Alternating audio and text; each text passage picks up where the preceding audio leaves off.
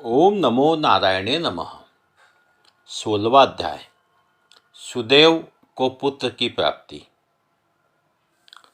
श्री नारायण ने कहा, हे नारद जी, भगवान की आज्ञा पाकर गरुड़ जी ब्राह्मण सुदेव से बोले, हे ब्राह्मण, जैसा प्रभु ने कहा, तुम्हें 7 जन्मों तक पुत्र सुख तो नहीं प्राप्त हो सकता है, किंतु अपने प्रभु नारायण की आज्ञा से मैं तुम्हें पुत्र का वर देता हूँ।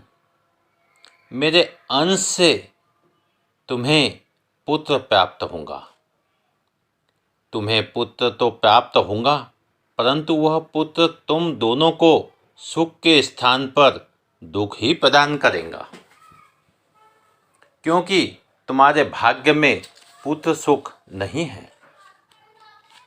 गरुड़ देव ने आगे कहा, हे द्विज श्रेष्ठ, अब आप अपने घर जाओ और भगवान के चरणों में भक्ति रखते हुए सांसारिक सुखों का भोग करो।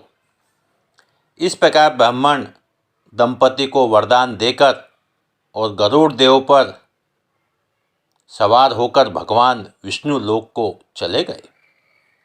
कुछ समय बाद गौतमी गर्भवती हुई और 10वें मास में उसने एक अत्यंत सुंदर पुत्र को जन्म दिया।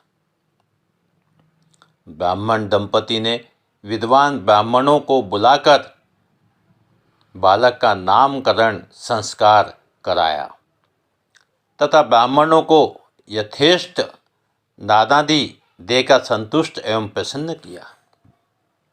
इस बालक का नाम सुखदेव रखा गया। बालक सुखदेव शुक्ल पक्ष के चंद्रमा के सदृश वृद्धि को प्राप्त होता रहा। समय आने पर पिता ने यज्ञोपवीत कराकर गायत्री मंत्र की दीक्षा देकर सुखदेव को ब्रह्मचर्य आश्रम में प्रवेश कराया। बुद्धिमान सुखदेव ने वेदाध्ययन प्रारंभ किया और अपने गुरु भक्ति, सेवा तथा प्रतिभा में से अपने गुरु और माता पिता को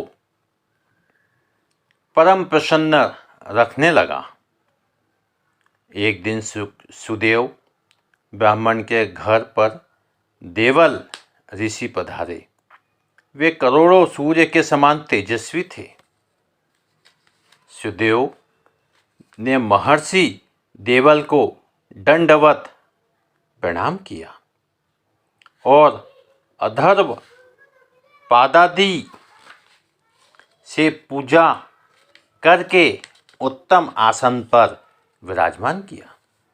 मुनि के आसन पर विराजमान के उपरांत ब्रह्मचारी बालक सुखदेव ने आकर मुनि के चरणों में गिरकर प्रणाम किया। सुखदेव को देखकर देवल ऋषि बोले, हे सुदेव, तुम धन्य हो, तुम्हारा भाग्य धन्य है। श्री हरि तुम पर प्रसन्न है, इसी से इस सुंदर पुत्र का वरदान तुम्हें प्राप्त हुआ है। हे सुदेव, तुम्हारा यह पुत्र गुण सागर और अत्यंत भाग्यशाली है। यदि दोष है तो केवल एक ही है और उसे बड़े भारी दोष से इन सब लक्षणों की विद्यमानता व्यर्थ होती है। हे सुदेव, सुनो, तुम्हारा पुत्र, यह पुत्र 12 वर्ष का होकर जल में डूबकर मृत्यु को प्राप्त होगा। तुम इसका मन में सोच तो करना नहीं, क्योंकि होनहार को कैसे, जो होनी है उसको कैसे रोका जा सकता है, वह तो होगा ही, इसमें कोई संशय की बात नहीं। इतना कह देवल मुनि ब्रह्मलोक चले गए। सुदेव शर्मा देवल मुनि के वचनों को स्मरण कर बहुत दुखी हुआ, परंतु उसकी भार्या गौतमी धीरज रखते हुए पुत्र को अपने अंक में भरकर और अत्यंत प्रेम पूर्वक उसके मुख का चुंबन करके स्वामी से कहने लगी, हे द्विज, होनहार जो होना है वो बातों का ध्यान करने से क्या फायदा है? क्यों आप भयभीत हो रहे हो? इसलिए हे नाथ, अब उठकर सनातन श्री हरि का भजन करो, जिनकी शरण में रक्षा मिलती है।